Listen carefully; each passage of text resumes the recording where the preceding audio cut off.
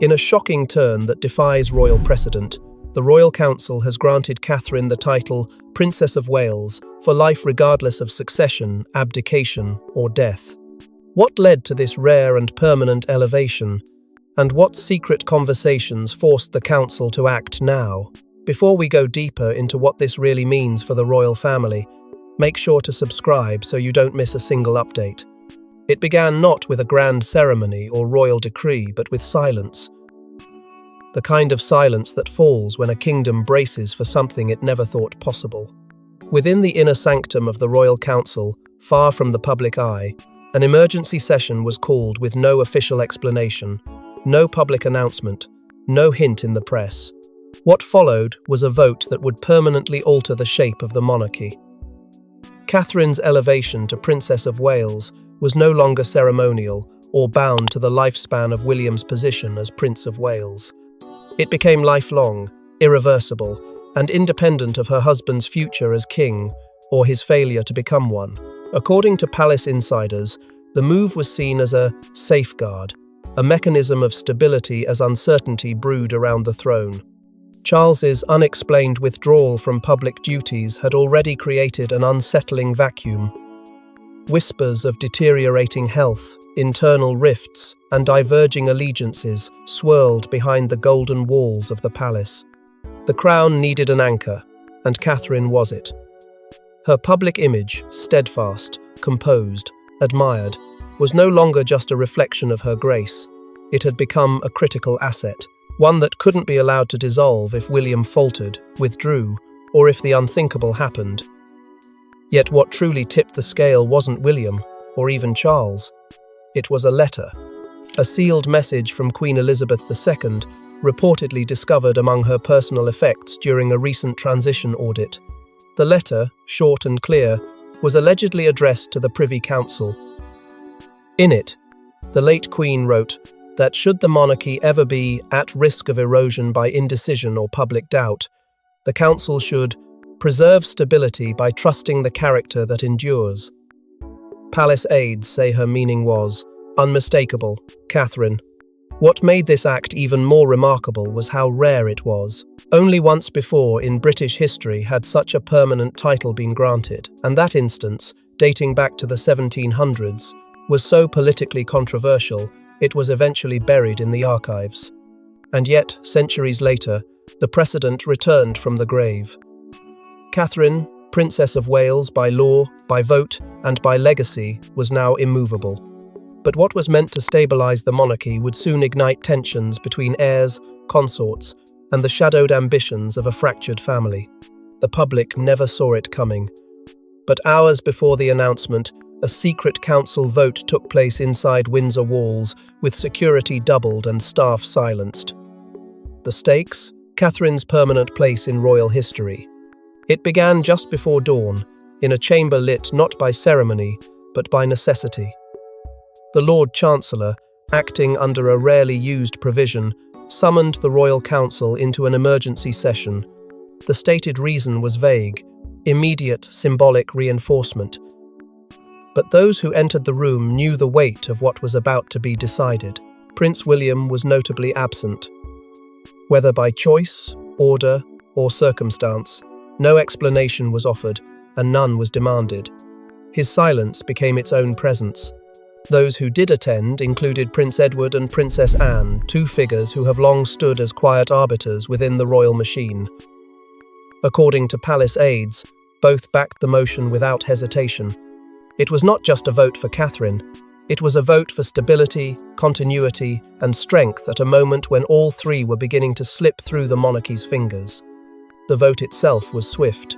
The legal team, having been consulted days prior under complete confidentiality, confirmed that the move, though unprecedented in modern history, was constitutionally sound. They referenced obscure precedent, but made it clear. Once ratified, it could not be undone without a full parliamentary override. Catherine's elevation to Princess of Wales for life would become law. When the final signature was applied to the royal seal, the gravity of the moment settled across the table like a shadow. The door closed on one era and opened on another. Camilla, Queen Consort, was not informed until the meeting had ended. That detail, palace insiders say, was deliberate, not as an insult, but as protection both for her and for the fragile equilibrium already cracking within royal ranks. Her reaction remains unconfirmed, though one aide described her demeanour as measured but unreadable. It was only hours later that Catherine herself was informed of the council's decision. She had no part in requesting it, shaping it, or even reviewing it before it became official. She simply received the news, and with it, the weight of a new kind of legacy, one she could never relinquish, no matter what came next. But while the council fortified Catherine's status, a storm brewed in the corridors, one driven not by jealousy, but by fear of what comes next. He didn't object. He didn't celebrate. Prince William's silence on the council's decision left the public stunned and the palace divided. Was he protecting his wife? Or distancing himself from the crown? Within minutes of the council's final seal on Catherine's title, William was seen walking alone toward the private royal chapel. No security detail. No aides. Just a man cloaked in silence as the institution he's been groomed to inherit made a decision without him. When asked for comment, his office issued a single stark statement. This is her moment. Nothing more. No congratulations. No praise. No alignment. And yet, the absence of outrage spoke louder than any protest ever could. Behind palace walls, the air turned heavy. Staff, who had long watched William's quiet evolution into the future king, now whispered of something else, conflict, perhaps even betrayal. Those whispers only grew louder in the wake of recent tensions between William and King Charles. While officially dismissed as routine disagreements over scheduling and public appearances, several insiders confirmed that private confrontations had become more frequent. One source even suggested that Charles had warned William that the crown will survive you, but your marriage might not. It was a chilling remark that now felt almost prophetic. William's absence from the briefings and votes leading up to Catherine's elevation was not a coincidence, it was a conscious removal. Whether it was his choice or someone else's remained unclear. But either way, it created a rift between the man and the institution, between the prince and the council, and perhaps even between husband and wife. Catherine, for her part, remained poised. But behind closed doors, those closest to her described her as deeply moved but shaken, not by the title itself, but by the suddenness of it, by the lack of unity in the moment that should have belonged to both of them. She had stood by William through years of scrutiny, through scandal, through family implosion, and now, in the most defining moment of her public life, she stood largely alone. Speculation raged across media outlets and political circles alike. Was William making a calculated move to preserve his father's line, or was he quietly stepping aside, giving his wife the stage, knowing it might cost him the throne? One former aide offered a more cynical take. William isn't fighting the decision because deep down, he may know he's already lost control of the narrative. If that's true, then the prince's silence may not be strategy. It may be surrender. As William pulled back, others stepped forward, including those who once lost everything to the crown's machinery. In the heart of the royal archives lay a sealed envelope marked only by the Queen's crest. Inside, a directive, handwritten by Elizabeth herself, one that would change the council's course forever. The discovery came during an internal audit initiated by Princess Anne, a routine review meant to uncover administrative oversights and outdated ceremonial protocols. But what emerged was anything but routine. A simple envelope, filed under restricted access, bore no ceremonial embellishments, just the unmistakable personal seal of Queen Elizabeth II. Inside, a letter written in her own hand, its tone urgent but composed. In it, she laid bare her thoughts about the future of the monarchy, in a world she feared would no longer abide by tradition alone. She warned of post-Charles turbulence, acknowledging the instability that could follow her son's reign. But more than that, she named a single individual whom she believed embodied stability through character, not bloodline alone. That name was Catherine. The language of the letter was deliberate, cautious, but unmistakable. Elizabeth described Catherine as the embodiment of public trust, a woman who had earned not only the affection of the people but their belief. It was an endorsement not of lineage, but of lived loyalty. The document, dated just 2 months before the Queen's death, seemed to anticipate a moment of fracture, and it offered a solution grounded not in ceremony, but in conscience. When the Council convened to vote on Catherine's lifetime title, the letter became more than a historical artifact. It became moral leverage. Though not binding in constitutional terms, it held enormous symbolic weight. Those who hesitated were reminded of the Queen's words. Those who resisted were silenced by her foresight. The directive was never meant for public consumption, yet within those walls, it was enough to tip the scale. The presence of the letter also altered the emotional tone of the decision. What might have been seen as a reactive, political maneuver instead took on the aura of a long-anticipated prophecy.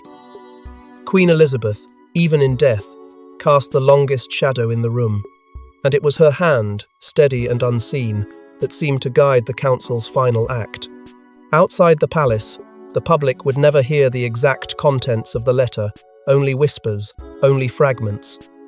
But insiders knew, and that knowledge shifted the perception of the decision itself.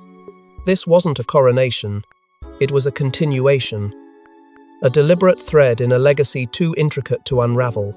But with the past now influencing the present, the crown's future was no longer in the hands of just one heir. The Queen Consort expected respect, what she got was exclusion. Camilla was neither warned nor consulted, and now, whispers from Clarence House suggest the gloves may finally be off.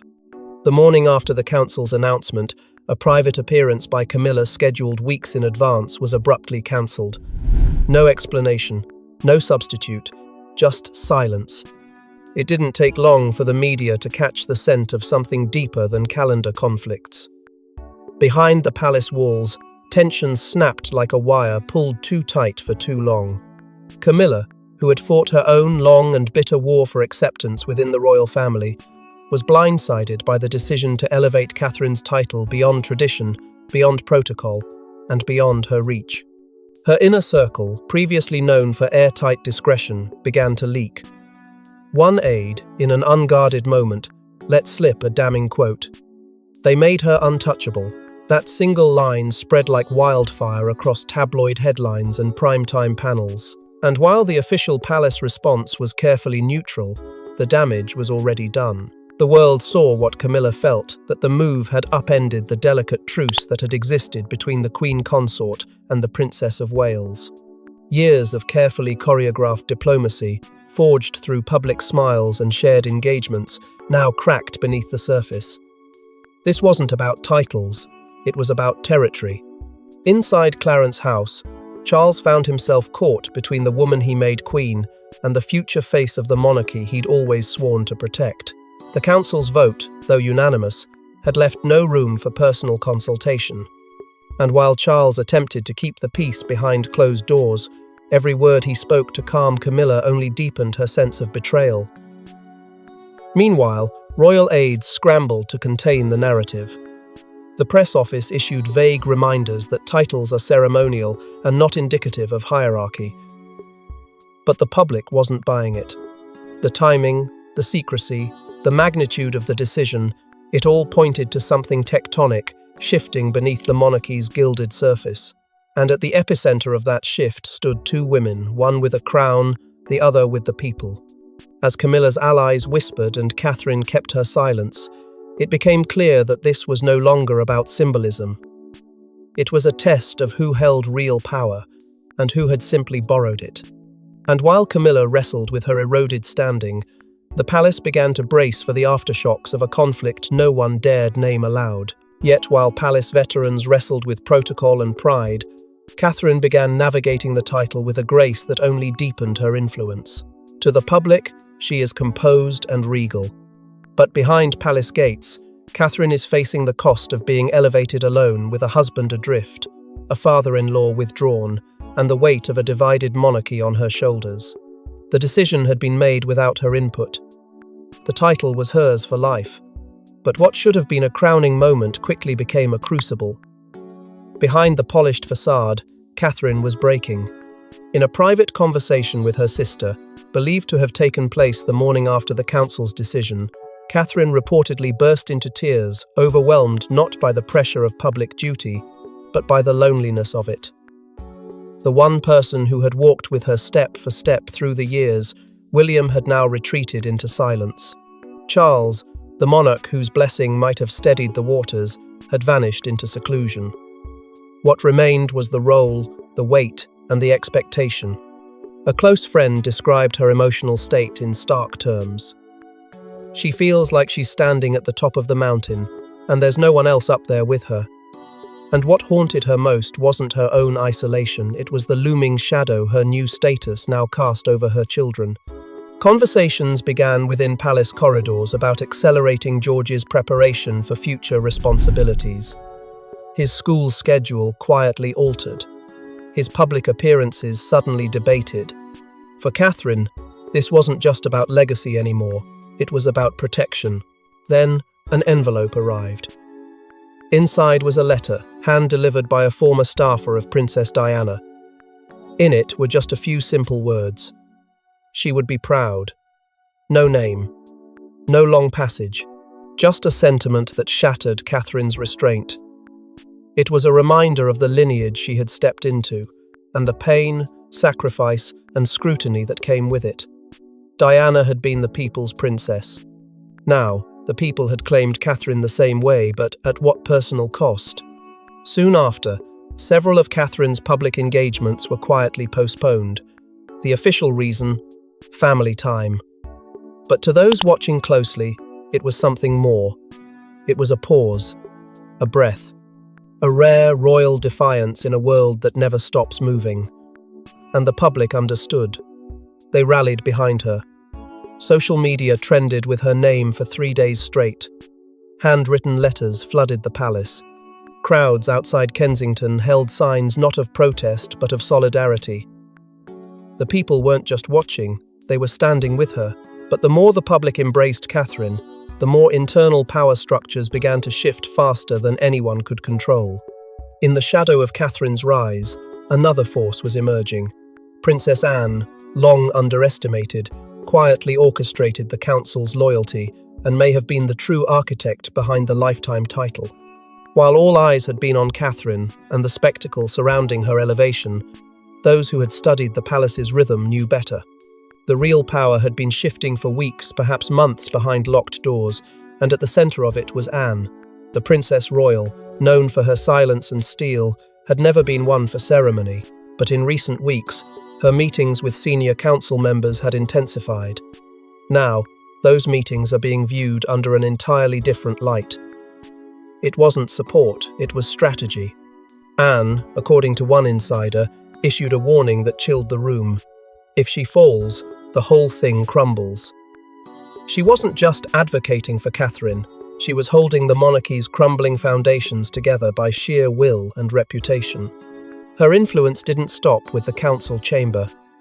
Behind closed doors, Anne moved swiftly to rebuild a critical alliance with Prince Edward and Sophie, Duchess of Edinburgh. The three had once operated in distant spheres, but with Camilla's power perceived to be growing unchecked, Anne brought them into a quiet coalition. Together, they became the stabilizing wing of the monarchy, deliberate, disciplined, and deadly serious. Camilla's absence from critical sessions wasn't an oversight, it was a recalibration of influence, and Anne was holding the compass. Public sentiment mirrored this shift. Polling from across the UK and Commonwealth showed a sharp surge in approval not just for Catherine, but for Anne herself. A private government report, later leaked to the press, summarised it succinctly. The future of the monarchy lies in their steadiness, not spectacle.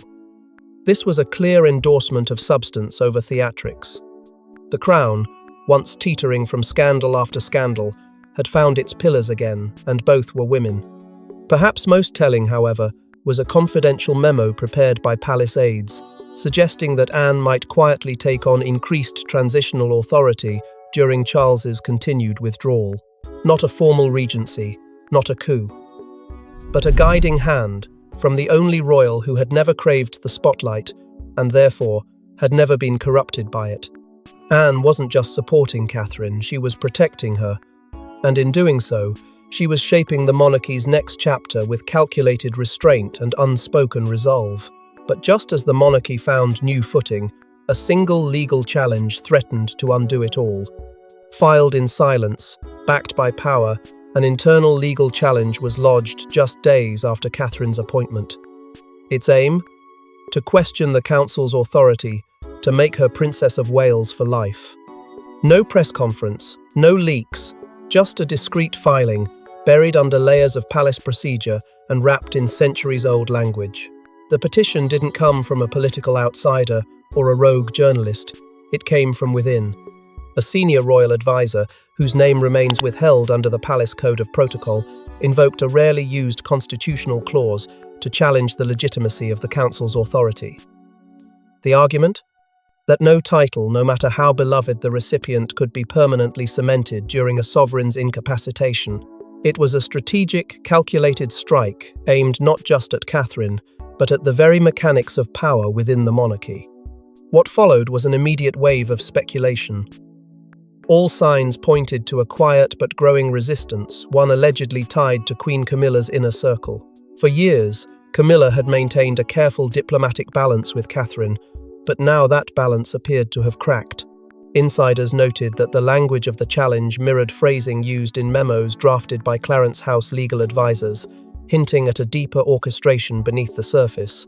Camilla has denied any involvement, but sources whisper that the filing was not unexpected by her team. Prince William, ever the tactician, refused to address the matter. His silence has only fueled theories that he may have been aware of the challenge before it was filed. Was it an act of quiet disapproval, or a strategic refusal to inflame internal conflict? Meanwhile, Catherine responded with composure and quiet defiance. In a brief but striking public comment, she simply stated, "I have nothing to fear."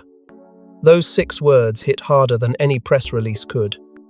It wasn't just a defense, it was a warning. Now, a legal review is underway, complex, secretive, and slow. Constitutional experts have been called in, and transcripts from the emergency council session have been sealed. The final ruling may not come for weeks or even months, but the implications are profound. If the challenge succeeds, it could unravel Catherine's new position and dismantle the council's precedent-setting authority. If it fails, it will only strengthen her standing and open the door to even more uncharted royal reforms. But beneath the surface, the filing represents something deeper. A royal family still at war with itself. Power, tradition, legitimacy, they're no longer inherited. They're contested. And the battlefield has moved from the tabloids to the throne room. As one aide described it, we're no longer asking who wears the crown. We're asking who decides who gets to. That's what this challenge is about. And it may be just the beginning. And as the legal storm brews behind palace walls, the world watches the woman at the centre, Catherine, the Princess of Wales for life. Is this a crowning moment, or the beginning of a greater reckoning? With Parliament divided, the palace in crisis, and public opinion at fever pitch, the meaning of Princess of Wales for life may be tested like never before. The nation now waits not for the Queen, not for the King, not even for the Prime Minister, but for the Princess of Wales. Catherine, once the quiet support to a future monarch, now stands at the centre of a kingdom uncertain of its future. Her address is not just anticipated, it is feared, revered, dissected before it's even delivered. The Crown's foundation trembles not with rebellion, but with reflection. Behind closed doors, advisors urge her to speak not as a consort, but as a sovereign in waiting. And yet, the weight of that expectation is not worn lightly. Those close to Catherine say her upcoming statement is less about assertion and more about protection of the monarchy, her children, and a legacy she never sought but now holds. In Westminster, murmurs of constitutional reform gain momentum. Some argue the chaos surrounding Catherine's elevation reveals deep gaps in the monarchy's legal framework, gaps that must be closed before they swallow the institution whole. The question is no longer whether she deserves the title, but whether the old rules even matter anymore. Titles that once passed through bloodlines are now shaped by loyalty, by character, and perhaps for the first time by the will of the people. And the people have spoken. Across Britain, spontaneous rallies swell in city squares and quiet towns alike. Homemade banners, candles, portraits, images of Diana's memory colliding with Catherine's present. The symbolism is deafening. Not just a princess, but a daughter-in-law stepping through the ashes of a woman the world never forgot. International headlines echo this transformation. The reluctant queen, one writes. England's Iron Rose, another. Around the globe, leaders remain silent, but their eyes are fixed firmly on London. Still, the monarchy's most guarded mystery lingers, the health of King Charles III. Official statements remain vague, non-committal. His absence stretches into weeks. In his place, William disappears further from view, reportedly dividing time between Sandringham and undisclosed meetings with senior aides. The man once groomed for the throne now appears trapped between dynasty and detachment. His silence feeds the fire of speculation as he stepped aside emotionally, if not officially.